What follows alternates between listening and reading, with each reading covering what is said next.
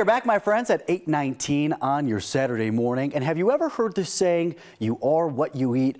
Well, there's apparently a science behind it. Here to talk a little bit more about the gut-brain connection is our new friend, Dr. Angela Tran. Dr. Tran, good morning. Thanks so much for being with us. I'm so excited to be here. Thank you for having me. We're excited because this is an important topic. So for people who are unfamiliar with gut-brain connection, what exactly is it? How does it benefit our health? Yeah, oh my gosh, this is my favorite topic because the brain-gut connection is a very complex communication system through your nervous system.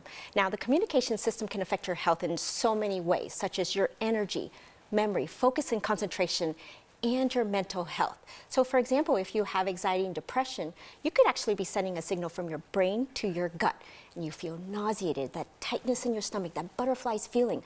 But now, studies are suggesting that's actually an abnormal signal that's coming from your gut to tell your brain to worry. And so it's so important to understand that distinction because that determines your treatment. That is so fascinating. So is it possible we can improve our mental health in reverse? You were talking about the brain going to our gut, but if we focus on our gut, will that send signals to our brain as well? Yes, 100%. And that's why I focus on nutrition. So nutrition plays a critical role in keeping that brain-gut communication efficient.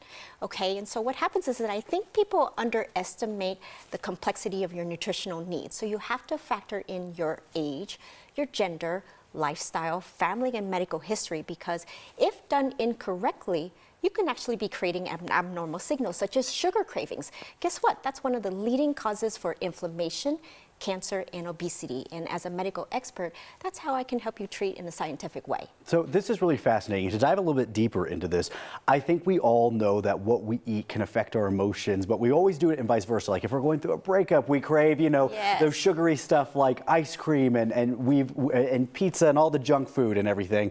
But in vice versa, it also affects our emotions. Can you explain the science there? Yes. Well, I'm here to tell you it's actually not your fault.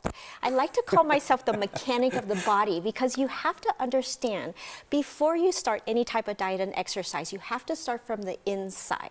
And so we're talking about the brain and gut. It's an entire language. So I'm looking at your thyroid, your insulin, your hormone levels. And if you understand how to alleviate the medical side of things, your health, losing weight is so much easier. In fact, I have a team of coaches that can help you lose 50 pounds in less than 6 months. Oh, wow. That's so fascinating.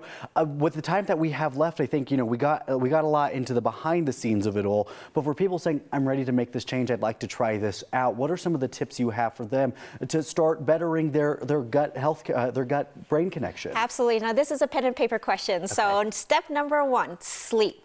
Sleep is the new exercise. You've got to get 7 hours of sleep because it's not just about rest. That's when you're getting your hormones balanced, your brain chemistry reset in order for you to function. So that's tip number 1. Tip number 2, vitamin D. Oh my gosh, you'd be amazed at how many people here in Colorado are so low on vitamin D. You have to get at least 2,000 international units per day to keep that energy and metabolism up. How do you do that? And you just take that over the counter. Vitamin D3 is super easy. And finally, tip number 3, daily probiotics. I mean, we're talking about the gut health.